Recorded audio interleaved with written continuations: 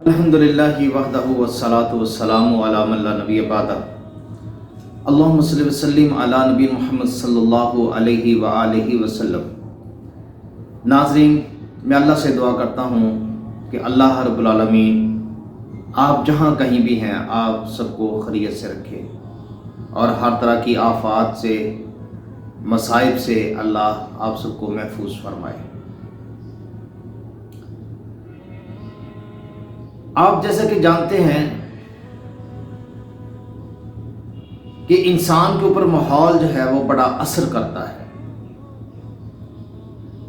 ماحول جو ارد گرد ہمارے جو ہوتا ہے وہ بہت اثر کرتا ہے۔ نبی علیہ الصلاۃ والسلام کی ایک حدیث کا مفہوم بھی ہے کہ اگر کسی کا دوست خوشبو والا ہو تو وہ اس کی دکان کے اوپر جاتا ہے، وہ اس کی دکان عطر کی دکان ہے، پرفیوم کی دکان ہے، اور وہ عطر کی دکان کے اوپر سے جب وہ عطر لوگوں کو شیشیوں کے اندر چھوٹی چھوٹی بوتلوں کے اندر ڈال کے دیتا ہے تو اس کے ہاتھوں کو لگا ہوتا ہے وہ عطر۔ جب کوئی دوست اس سے ملنے جاتا ہے تو وہ اپنے دوست کے کندھے کے اوپر ہاتھ رکھتا ہے یا کپڑے کو لگاتا ہے تو کم از کم اس کی جو ہاتھ کے اوپر لگا ہوا عطر ہے وہ اس کو لگتا ہے اس سے خوشبو آنی شروع ہو جاتی ہے۔ اور اگر کوئی ایسے بندے کے پاس بیٹھے جس کا کام جو ہے وہ گندگی کے ساتھ ہو تو وہ اسے کچھ نہیں دے گا، کم از کم کچھ نہیں دے گا، لیکن کم از کم گندگی لگا دے گا۔ جو ماحول ہے اس کے متعلق یہ کہا جاتا ہے کہ ماحول جیسا ہوتا ہے انسان اس میں اگر رہے تو ویسا ہو جاتا ہے۔ آج ہمارے اس دور کے اندر بہت زیادہ زور و شور سے جو ہمیں دکھایا جاتا ہے اور ان کو ڈراموں کی شکل کے اندر ان چیزوں کو باور کرایا جاتا ہے کہ یہ وہ کچھ دکھایا جا رہا ہے جو اس وقت ہمارے معاشرے میں ہو رہا ہے۔ جو معاشرے میں ہو رہا ہے وہ دکھایا جا رہا ہے تو پھر اس کے ساتھ اثر بھی پڑتا ہے۔ کہتے ہیں ایک شال کو اگر ایک چھوٹے سے جو شیشے کا بال ہوتا ہے اس کے اندر رکھا جائے کیبنٹ کے اندر تو اس کا جو قد ہے، اس کی جو جسامت ہے وہ کتنی بڑھتی ہے؟ 1 سے 8 انچ تک۔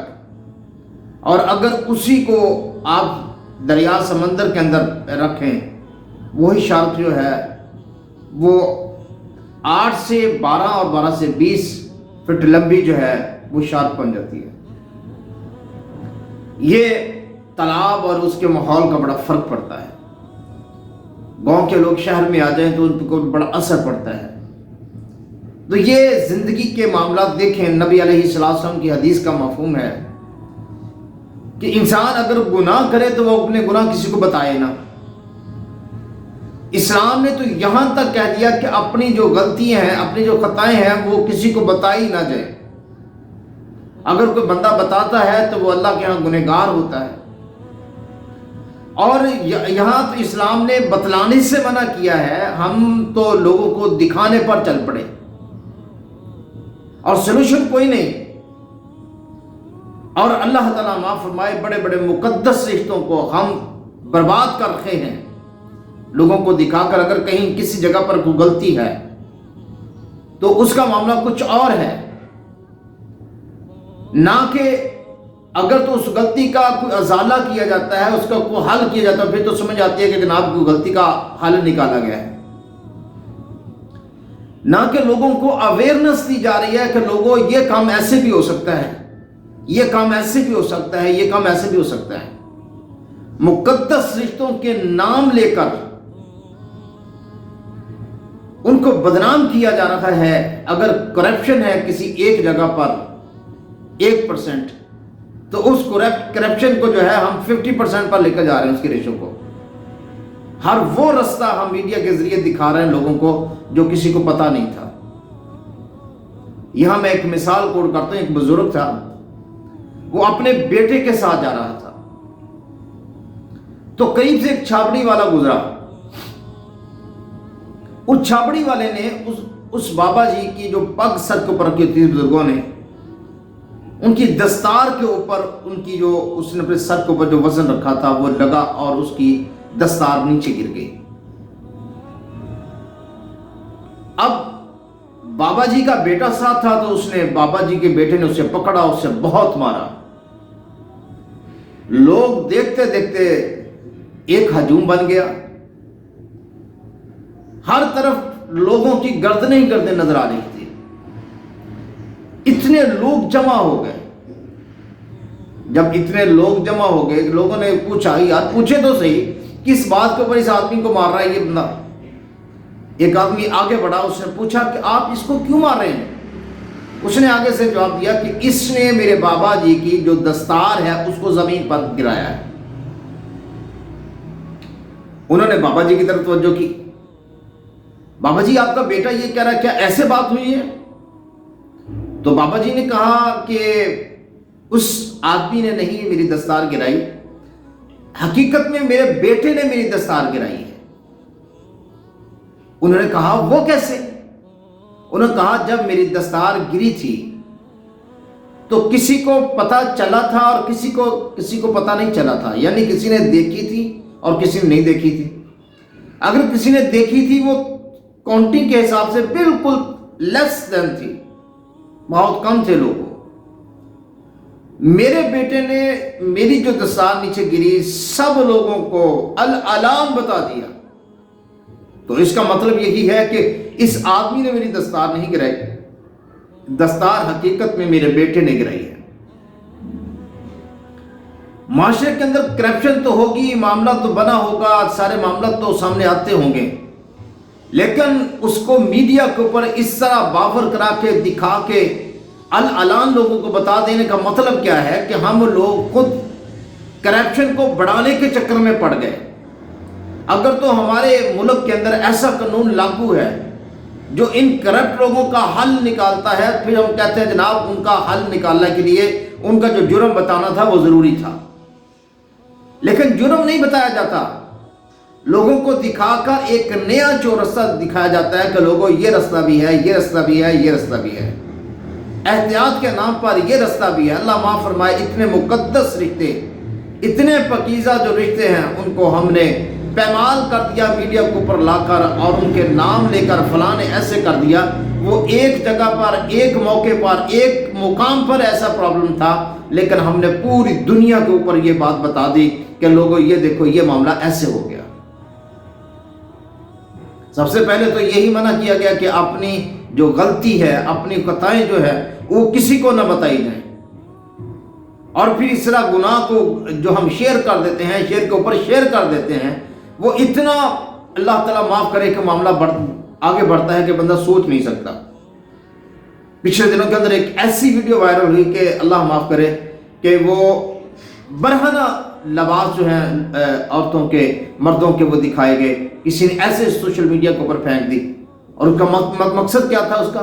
ये जी पुलिस की रेड हुई है, वो भी रेड हो गई, पुलिस ने पकड़ लिया, अपने प्रूफ के लिए इसको रख लिया, लेकिन इस तरह लोगों के अंदर इसको फैला देना, इसका मतलब क्या है कि हम बुराई को आम करना चाहते हैं। अगर हम बुराई को आम करना चाहते हैं तो यकीन जाने आप गुनहगार हैं। एक के नहीं, जितने लोग उस बुराई को देखेंगे उन सब के गुनहगार आप हैं, जिस आदमी ने सिर्फ अपने पैसे की खातिर इस बात को इतना वायरल कर दिया बुराई को कि हर तरफ जो है कि वो मामला बढ़ता चला गया, एक के बाद एक बंदा शेयर करता गया। हालांकि ये आलम, ये मामला होना चाहिए था अच्छाई के ऊपर, कि हम अच्छाई को शेयर करें, अच्छाई को फैलाएं। मुसलमान का तो मकसद ही ये है, बजाय हम अच्छाई को शेयर करें हम तो बुराई को शेयर करने वाले बन गए, और दुनिया को ऐसी ऐसी बेखयाई की बातें हमने सिखा दी, बता दी, दिखला दी। और क्या है जी, इसके ऊपर पैसे ज़्यादा मिलते हैं। बाद लोग अपने चैनल बना के ऐसी चीज़ों को शेयर करते हैं और कहते हैं इसके ऊपर पैसे ज़्यादा मिलते हैं। पहले तो आप यही सोचेंगे वो पैसा हलाल का रहेगा। जिस चैनल के ऊपर ये बुराई निकल रही होगी वो वहाँ से पैसा जो कमाया जाएगा वो हलाल का पैसा होगा। पैसा आ जाएगा, अगर घर के अंदर तंदुरुस्ती न रही तो फिर वो पैसा क्या कर लेगा उसका। उदारा सिर्फ पैसा ही सब कुछ नहीं है, पैसा ही सब कुछ नहीं है। अगर आप کو اللہ نے زندگی دی ہے تو اس زندگی کے اندر کوئی ایسا دین کا کام کرنے کی آپ کوشش کریں، ایسا دین کا کام کریں کہ صدیوں تک لوگ آپ کو یاد رکھیں کہ کوئی ایسے لوگ بھی آئے تھے جنہوں نے دین کے لیے یہ کام کیا تھا۔